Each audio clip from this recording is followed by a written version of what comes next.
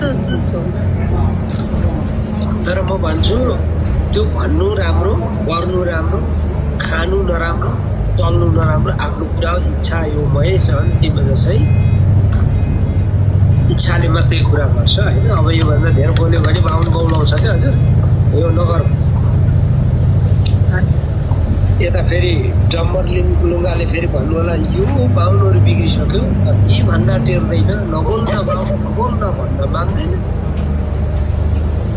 कुरो त्यस्तो होइन, हामीले बुझ्नुपर्ने के हो भने यो संसारमा हरेक चिज र हरेक चिजहरू उत्पादन र सृष्टि भएका छन्। यी सबै चिज मानवीय उपयोग र उपभोगकै लागि बनेका हुन्।